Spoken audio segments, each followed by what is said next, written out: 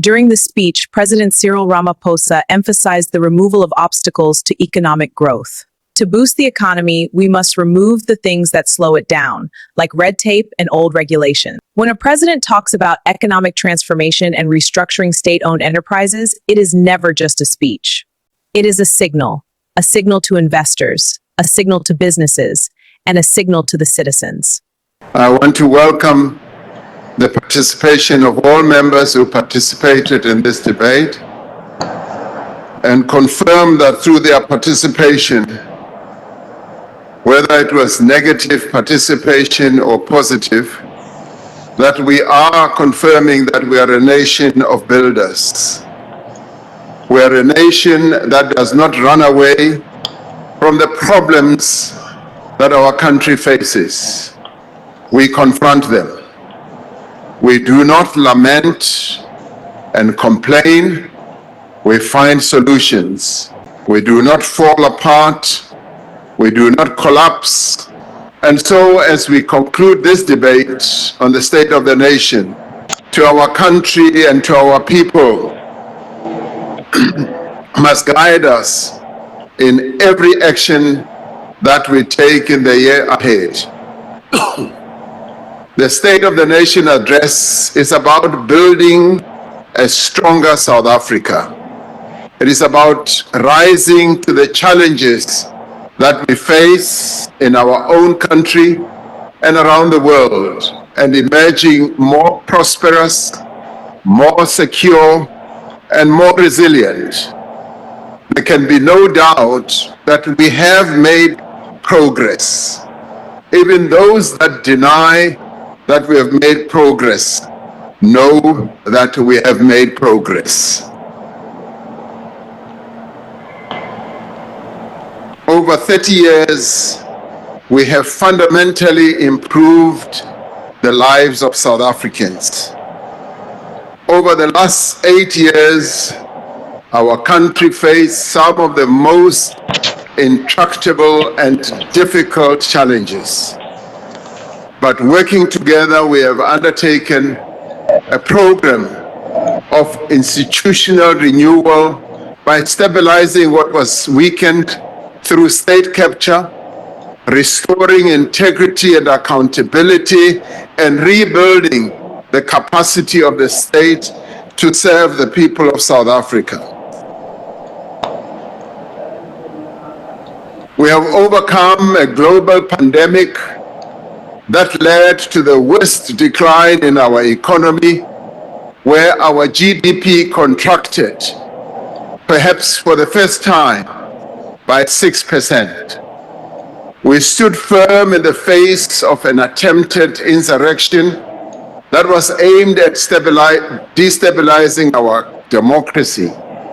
We rebuilt in the wake of a catastrophic flooding that engulfed 3 provinces and brought to an end more than 15 years of load shedding. Now, through effective macroeconomic management, we have been able to tackle an unsustainable debt burden where we ended up spending more service costs on our debt than we spent on health and education. To deal with all these challenges, we've had to rebuild the capacity of the state, but also embark on major reforms, whilst at the same time addressing the immediate challenges that our people are facing. All these efforts have been aimed at improving the lives of our people and to create a conducive environment for our economy to grow. Make no mistake, along the way, we made errors. There have been missteps.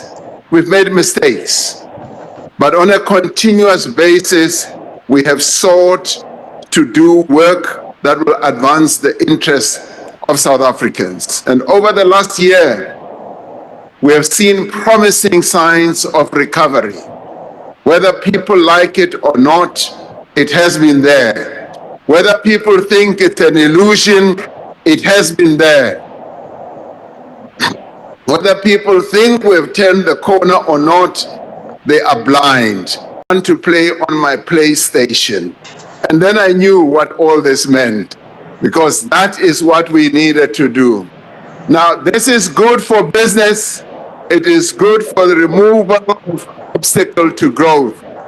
Now, the next phase of our energy transformation is the establishment, yes, and the restructuring of the state-owned enterprise, which is ESCOM. The establishment of ESCOM to generate electricity with others, for the transmission entity, and for distribution. Now, this is a complex process, and one of the most important reforms our country will ever face. It requires detailed technical work and a strong coordination across different entities. This is why I have said that this work will be done through NECOM, in which participates the Minister of Electricity and Energy, the Minister of Finance, the Presidency, and all the officials, as well as those who have been giving us support and assistance. And as I said, the work they have to do is going to have to deal with the assets of ESCOM and how we are going to deal with the transmission entity and all that. I have no doubt whatsoever that all this work will culminate in a solution which will be put before me so that Cabinet can then take a decision going forward. Now, the value of establishing these types of structures is to enhance intergovernmental cooperation, as well as breaking down the silos that have often given rise in government. Drawing on our experience in energy and what we have established as the National Logistics Crisis Committee, we believe that we will be able to make great progress. And thanks to the work of the NLCC, as we call it, we have seen a real turnaround in the performance of our freight lines and ports. The volume of goods transported by rail is increasing year on year, and the efficiency of our port terminals has improved. Collaboration between Transnet and the private sector has, for example, seen a 50% reduction in security incidents where people were stealing copper cables on our pole line to Richards Bay. The total length of cable stolen has been reduced from 180 kilometers of stolen cable in 2024 to just 58 or 59 kilometers. And we want to see that reduced even more, and that criminality to come to an end. The reform of our logistics system is well underway through strong collaboration between the Department of Transport, the Presidency, and the National Treasury as well.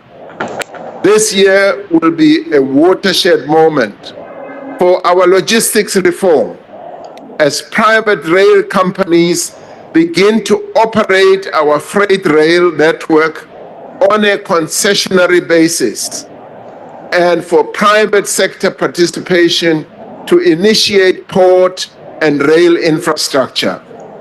In undertaking these far-reaching changes, we are essentially strengthening the state, and we are rebuilding our state-owned enterprises. Let's hear what the public has to say. Some certificates, anything that will help them in terms of securing employment, and they should also try and look at the entrepreneurship side, because to be honest, being a young person in South Africa is a real struggle.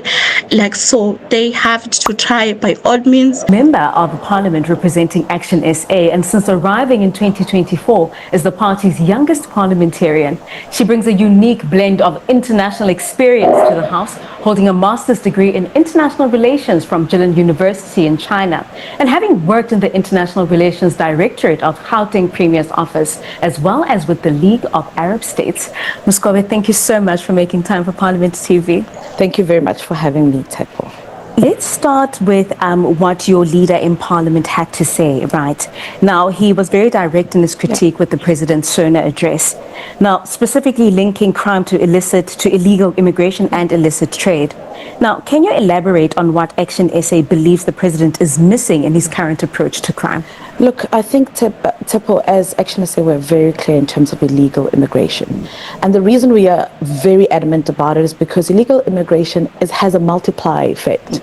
So we don't just have people who come in illegally into the country and undermine sort of or overburden our public systems. What we also have is that there's an economy that comes with these people. That economy undermines a legal economy that is operating. Really, as Action SA, are advocating for a system in which we are tightening our borders. We know who's coming into our country, where are they working, and why are they operating in the shadows. They need to operate within the legal frameworks of South Africa. That's for the benefit of our economies, and also that economy feeds into our basic services. So, as Mr. Trollip was talking about it, the illicit trade, our legal economy right now is limping, by barely growing by 1%, which means that it will not be able to absorb the 12 million South Africans who are unemployed, and that's the reality of it. Meanwhile, the illegal economy is booming, and it's growing by 6%, and mostly because of your illegal cigarettes and alcohol and counterfeit goods that make their way to the border. There's an old adage that says that money moves when people move. And when these people they're moving economies. But why aren't these economies within the legal framework? And this is why we're so adamant as Action SA to say that we need our people, or the people who come into our borders, to be recognized legally, to tell us why they're here, what are they going to do, and when are they leaving. That's if they do leave. Now, of course, with that, Ms. Kobe, there is a thin balance that we need to do there, because you are at the risk of even being called xenophobic, right? How would Action SA then balance that by ensuring that the legalities of your argument are being heard over the idea that we are anti-African people or anti-foreigners coming into the country? Look, as Action SA, we're very clear, and this was also submitted in our response to the white paper of immigration. And the person who heads it is our chief whip, Lerato Ngoveni, and she was very clear to say that let's allow asylum seekers. We understand that the emblematic challenges within the African continent. We know that there are security issues. People face that on a daily reality in their countries, and they come to the country seeking asylum.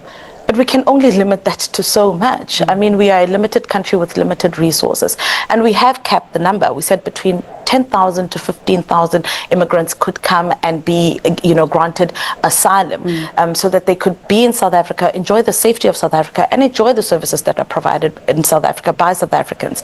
But we must understand that our taxes can only go so far. And when we have an influx of people that we cannot measure, continue to come in the country, consume our services, and pay absolutely nothing for that, that is it's even highly offensive to ask of a country with limited resources, with people who are hardworking and who pay taxes, to ensure that the country runs optimally. Stay tuned for more updates. Kindly like, share, and comment.